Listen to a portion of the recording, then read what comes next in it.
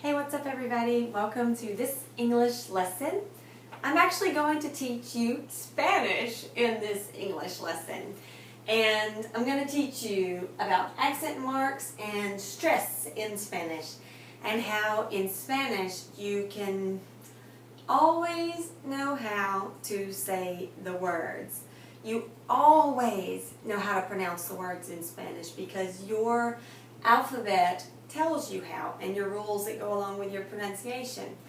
But in English, that's not the case, unfortunately. And English is so hard to pronounce for you because it's written incorrectly.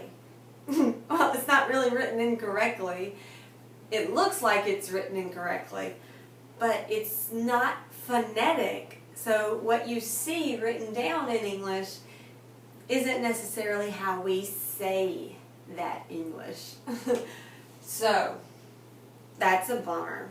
But Spanish isn't a bummer. And I'm going to teach you about your accent marks because it's confusing sometimes for me when you don't put them where you should put them. And you should always use your accent marks because it makes you look like a more intelligent person, and that should make you feel better about yourself if you feel like a more intelligent person. And by using your accent marks, you actually will become a more intelligent person because you'll understand more about grammar. I'll show you why. Alright, so there are 3 rules. The first rule is if a word ends in N, S, or vowel, then you stress the next to the last syllable. Alright? So if a word ends in N, S, or vowel, you stress the next to the last syllable. Y'all, the fan's on. I'm so sorry. There. I think that'll sound better. I'm on my knees. That's why I'm wobbling. So, let's look at the words mesa and mesas. This mesa ends in what? It ends in an A vowel. Therefore, those are our 2 syllables. That's the last syllable. That's the next to the last syllable.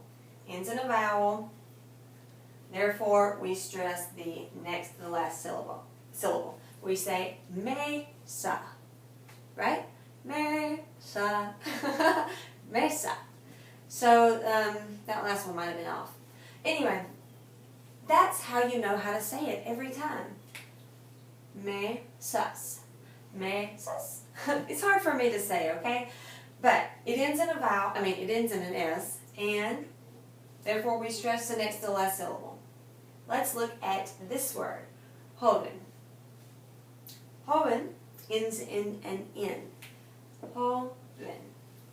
Therefore, we stress the first syllable, not the first actually, the next to the last syllable, which just happens to be the first syllable in this word. Joven, right? Now, what happens when we make joven plural? Let's take a look. We have jóvenes. Therefore, we have 3 syllables here. It ends in an S. Our rule is that we stress the next to the last syllable. So we would stress this. But we know that joven is stressed here. And when you make a word plural, you always have to keep that stress in the same place. Therefore, we have to put the accent mark. Alright? Next, we're ready for rule number 2. If a word ends in anything else other than N, S, or vowel, you stress the last syllable. This is so easy. Alright, so we have the word frijol. What's it end in? It ends in an L. And an L is not an N, S, or a vowel. So therefore, we stress the last syllable. Frijol. Alright. Frijol. It's harder to do that way. Frijol. Alright, next we'll go frijoles. Now, we have 3 syllables. Frijoles. it ends in a what now? We made it plural, so it ends in an S. So where is the stress next to the last syllable? It's still in the same spot, so we don't need to put an accent mark on it. Ciudad ends in a D. Ciudad.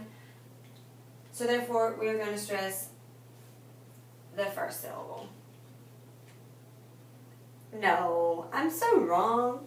Not the first one. The last syllable. There you go. Ciudad.